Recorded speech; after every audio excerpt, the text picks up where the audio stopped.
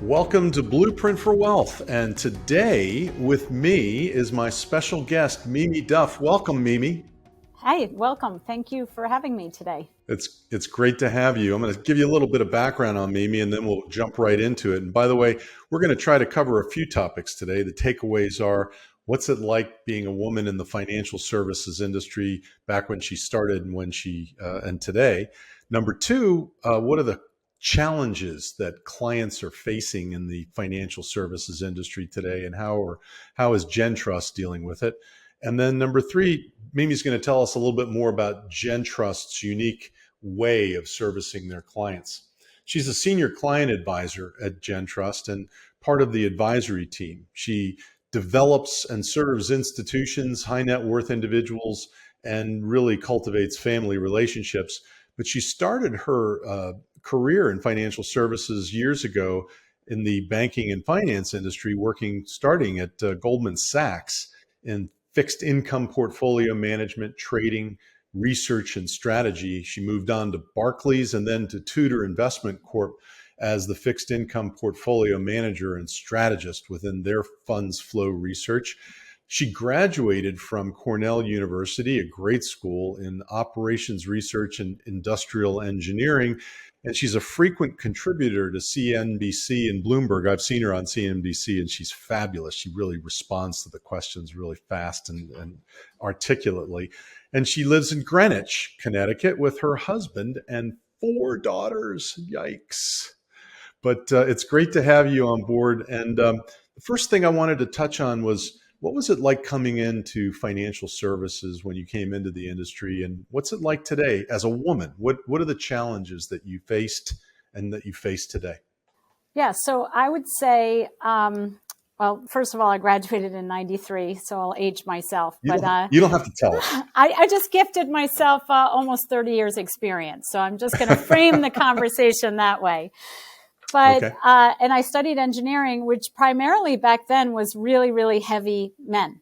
So I got a bit of training for the heavy men industry when I was in college, frankly. And coming into Goldman in 1993, I would say the training program was more 50-50, women and men. So that was great.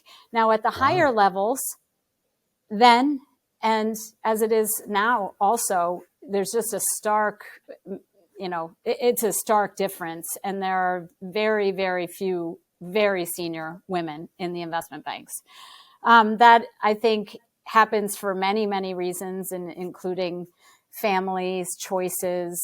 In many cases, a spouse is traveling all the time, maybe has also really challenging, demanding career. So yes. There's a lot of factors there. What I would say is that for young women, we're missing role models in some of those big institutions. At GenTrust, I'm working now with some of my former colleagues, which is so excellent. It was a big driver for me to come here. And I was commenting with some of my colleagues today, we're more 50-50, but broadly, I think the institutions are still skewed toward more men, especially at the higher levels. How can that change? What would you do to change the industry to make it more equitable, gender-wise? Well, I really hope, I like to think that we can take the silver linings from COVID. And I think COVID has provided men and women a great deal more flexibility.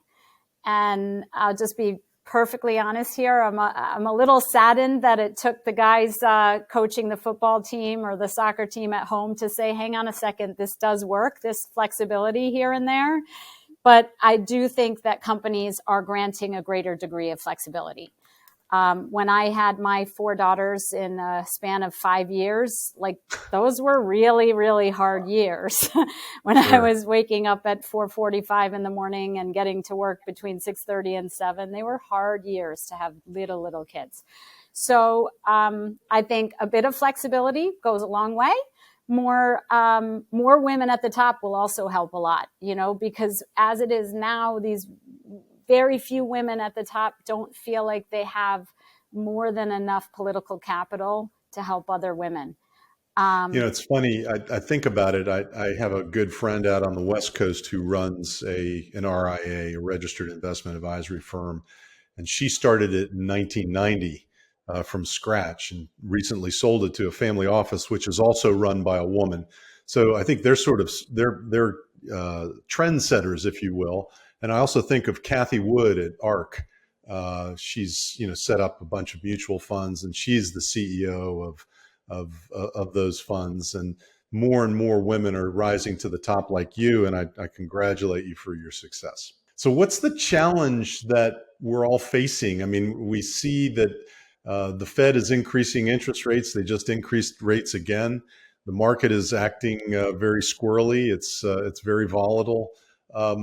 How are you handling this with your clients, and what's GenTrust's strategy to placate the nervousness and anxiety that's going on? So first, let me just frame the conversation a bit in terms of where the Fed's at. The Fed funds rate right now, yesterday, the Fed hiked again. We're at 3.25. And importantly, when they surveyed Fed officials in the meeting, they felt that this year end, the funds rate would be at 4.3%, and next year end, 2023, 4.6%. These are much higher than was anticipated, say, a year ago. Okay. Just also to put it in perspective, the unemployment rate is at a 50-year low at 3.5%, and inflation is at a 40 some odd high. So the Fed is doing this, raising rates to help slow the economy and bring that inflation in line so that they can achieve longer term price stability. Their target for inflation is 2%. The U.S. Fed Central Bank has a two-mandate approach. They're targeting both employment and inflation. Most central banks only target inflation. So what we're seeing is around the globe, central banks raise. Sweden raised 100 basis points the other day. Switzerland, 75 today. Yesterday was at the Bank of England, 50. It's a global move. So how are we handling that for our investors? And this is also, by the way, as we're recording this, we're at the end of September. When it finally gets broadcast, it'll probably be towards November, December. So put yourself in November, December. But yeah, how are you dealing with that today? Yeah, so we really forecasted these higher rates a year ago, or even prior to that. We thought rates were too low. The economy was booming.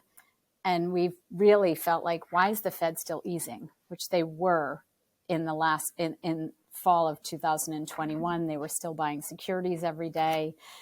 And we recognize the Fed has to stop easing before they can start tightening economic conditions. So at that time, we were underweight equities. We were underweight fixed income. We were overweight real assets, which have a greater amount of exposure to commodities and inflationary pressures. So that was our positioning coming into 2022.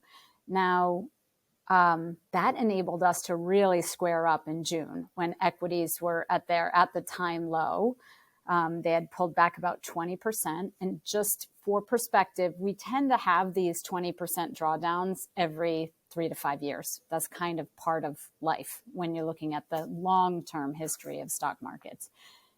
Bigger declines of, say, 30 to 50% tend to happen more every 10 years, and they are also tend to be accompanied by something much more dramatic, like the financial crisis. We can all kind of recall that incident where the stock market was down more than 50%.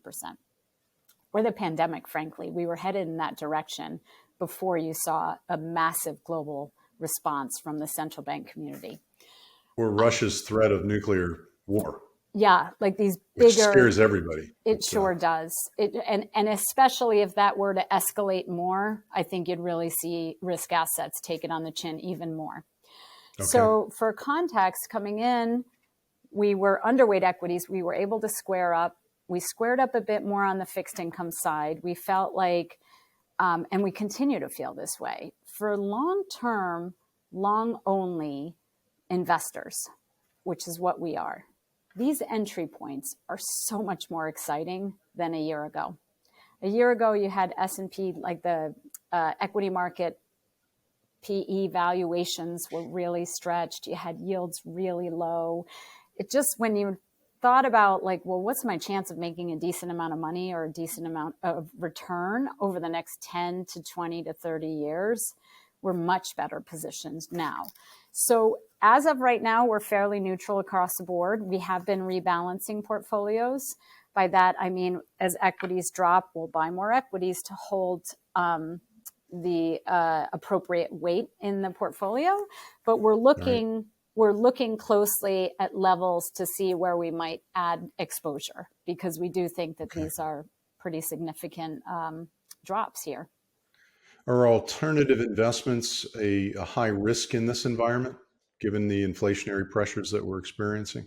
Yeah, so alternatives, the key driver there is you have a massive lack of liquidity, right? So you really want to be compensated for that lack of liquidity. And we at GenTrust have an alternatives arm, and we do a good deal of due diligence on anything that we would recommend to clients or put on our platform with that filter in mind. Are the returns going to compensate you above and beyond the lack of liquidity that you're likely to suffer through? That's a good analysis. So it's evaluating the risk and lack of liquidity versus what you're willing to tolerate over the period of time that you're going to be investing. So that's an interesting approach.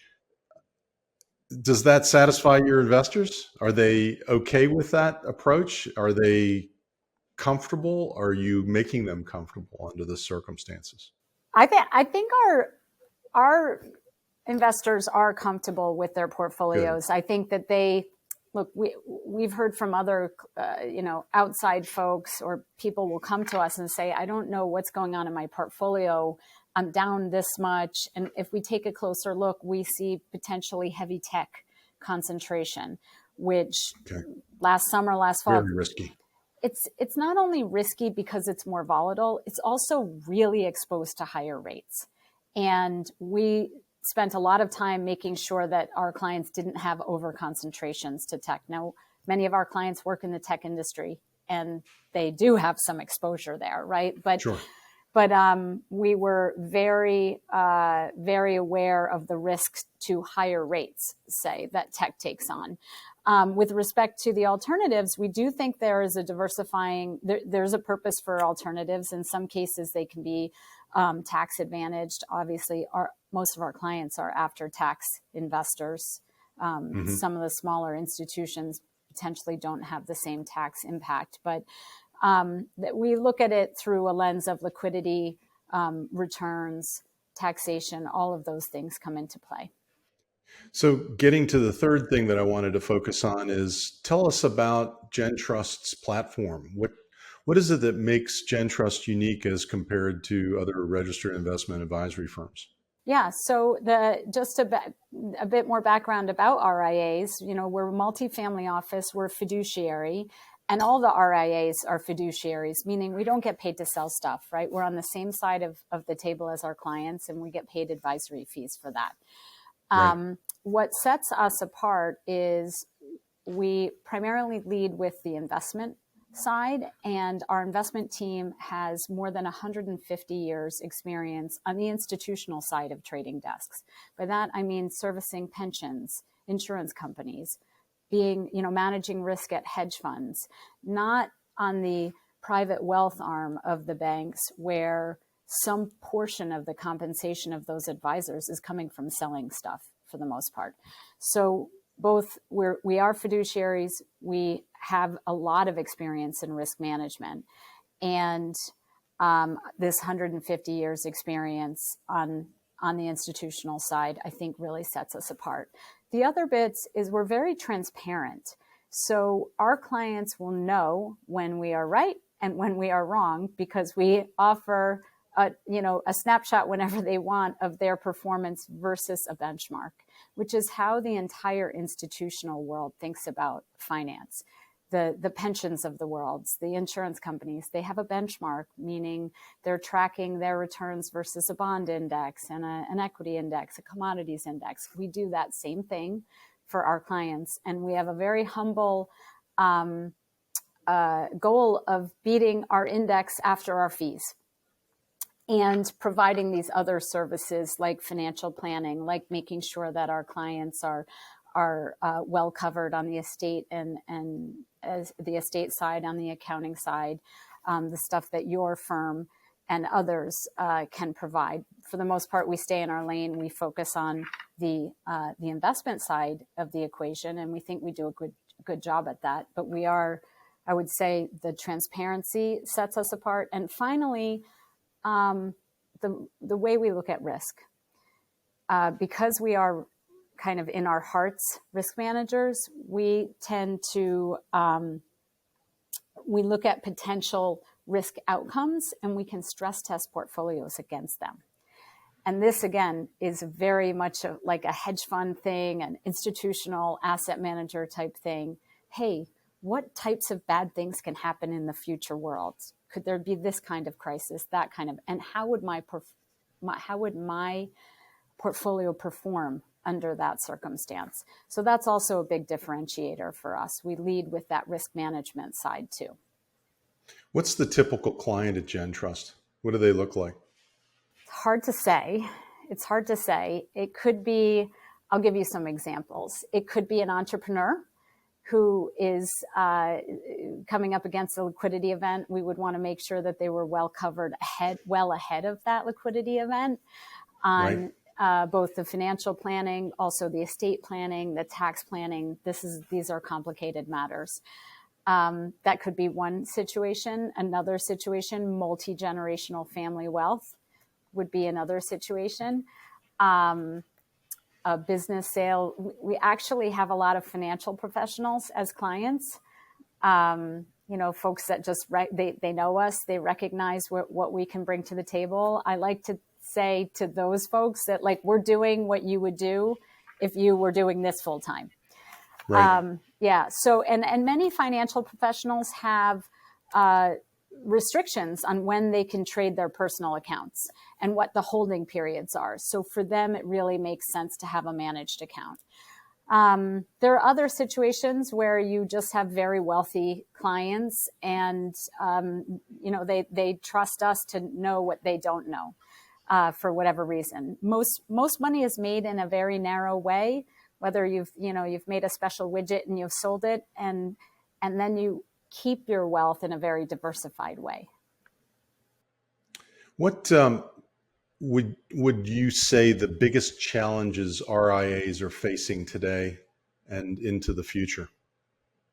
Well, one of the things I think is brand recognition, because the RIA side, there's just so many RIAs, right? Like the JP Morgan Wealths of the world, like, oh, I've heard of them, or they can see when you deposit $2 million into your bank account, they're calling you.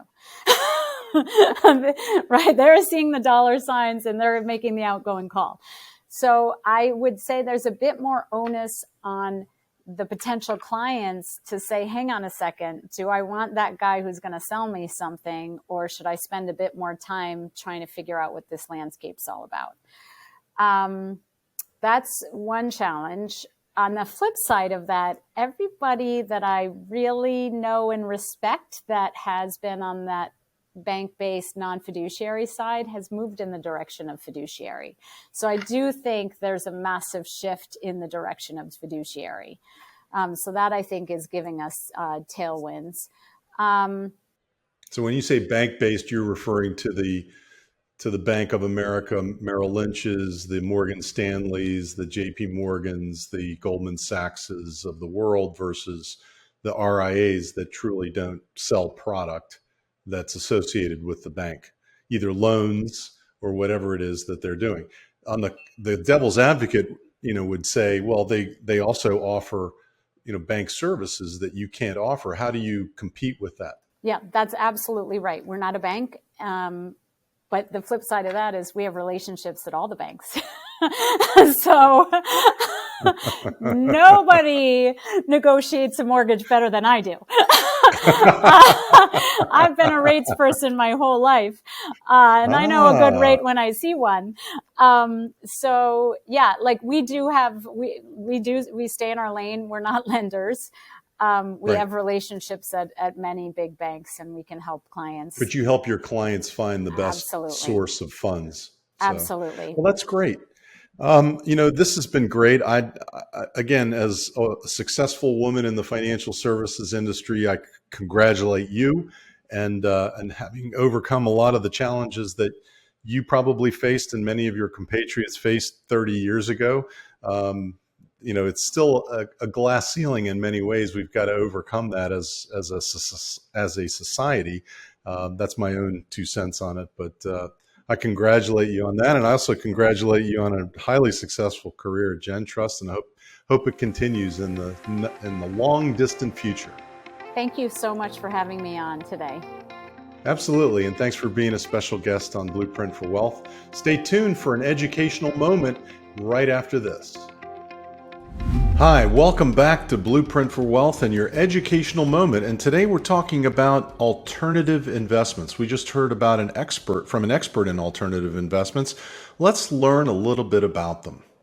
So let's talk about what an alternative investment is, how do they work, and what's the regulatory environment today for them, and what are some of the AI alternative investment strategies that we're looking at today.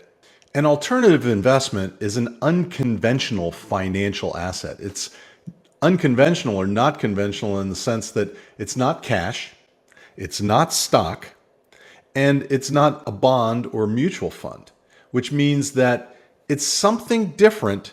And what could that be? Well, it could be a tangible asset or an intangible asset.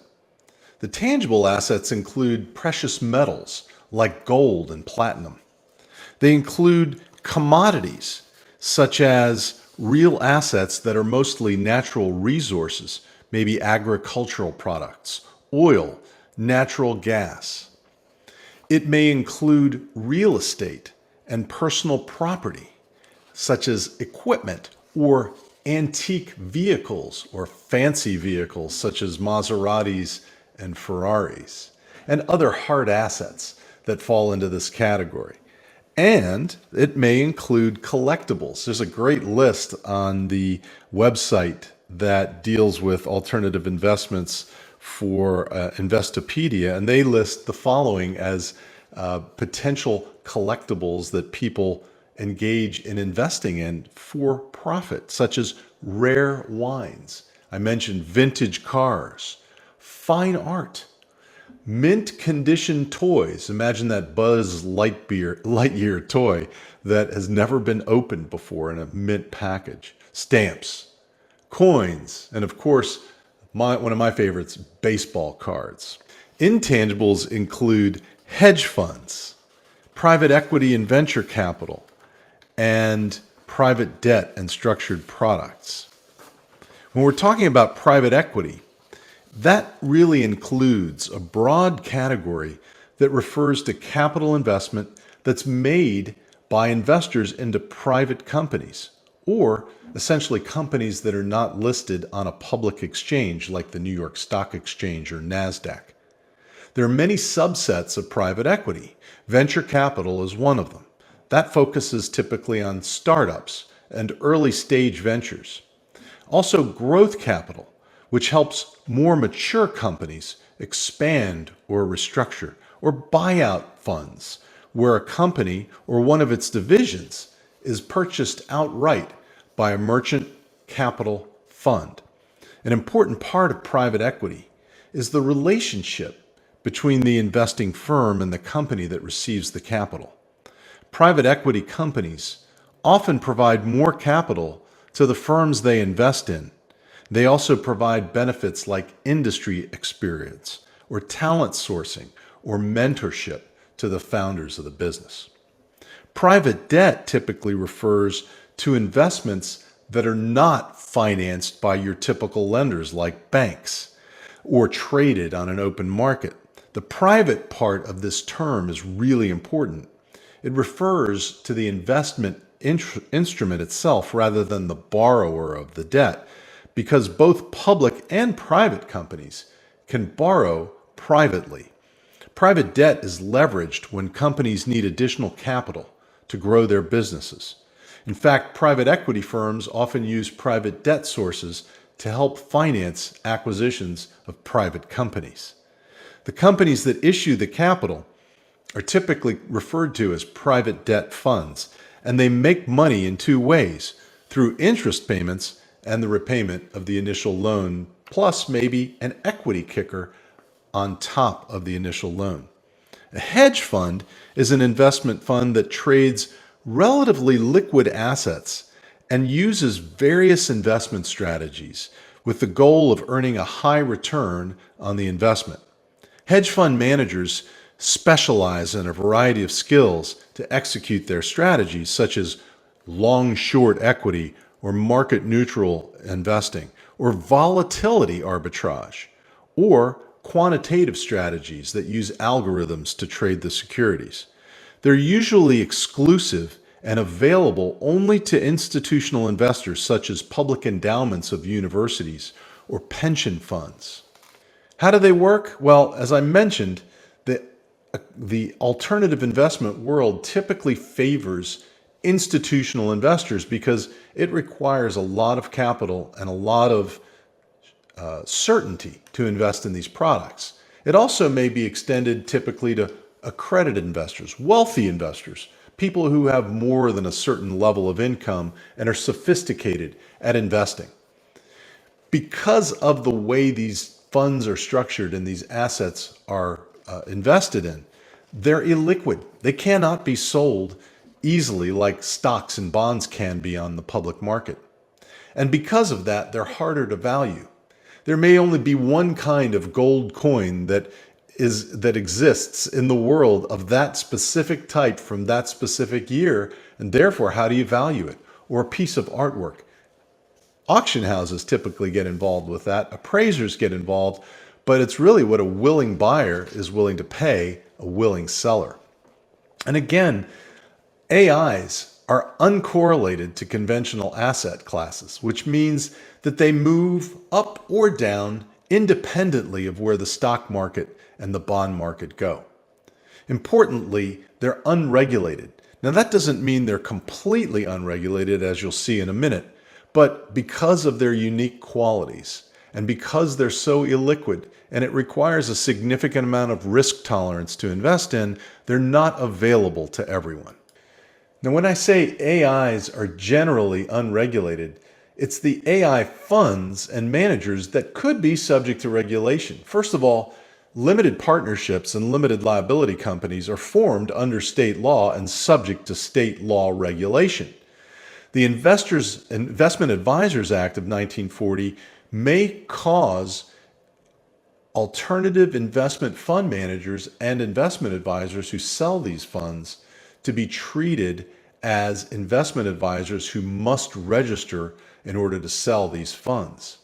The private fund advisor exemption may actually exempt many of these large fund managers, but most people who get involved with alternative investments may need to register under the Investment Advisors Act.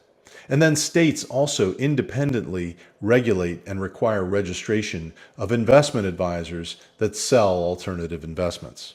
The Investment Company Act of 1980 may require alternative investment funds to register with the Securities Exchange Commission if they exceed certain size, more than 100 investors, or do not contain qualified purchasers who have a certain level of assets and sophistication.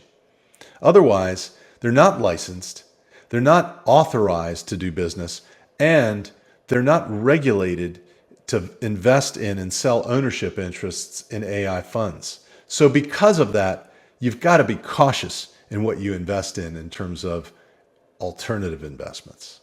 So the AI strategies that are incorporated today, again, institutional investors, pension funds, endowments of large universities, big union investment funds have lots of funds available to allocate a portion of their portfolio to diversify the portfolio and invest in alternative investments. These investments, again, have a low correlation to stocks and bonds and cash. Accredited investors also may participate through their investment advisory firms.